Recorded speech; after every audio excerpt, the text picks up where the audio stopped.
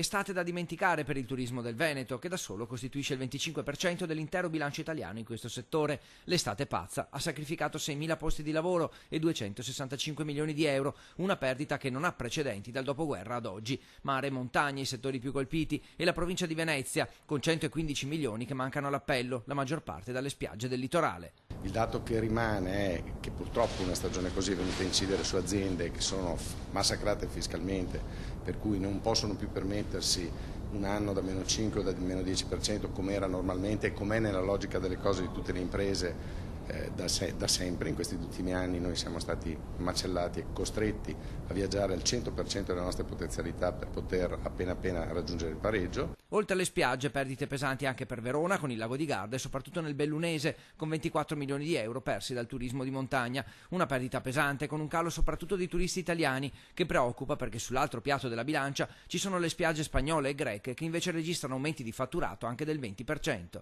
Con altre politiche evidentemente, e penso essenzialmente al profilo fiscale e al fare sinergia fra Stato, governi regionali e imprenditori, penso alla Spagna e penso alla Grecia, che hanno già annunciato, daranno i dati definitivi, ma cifre in crescita fra il 10 e il 20%.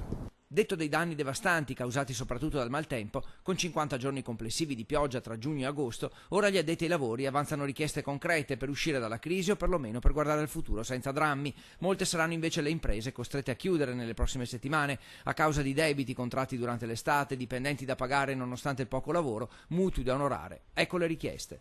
Alla Regione di farsi carico di chiedere al Governo nazionale di toglierci il più possibile gli oneri fiscali e tutti quegli oneri che possono essere in qualche modo diluiti nel tempo. Alla Regione stessa di mettere delle linee di credito velocissime e al credito del nostro territorio di poter avere delle condizioni particolari, visto che oggi il denaro in Europa costa poco.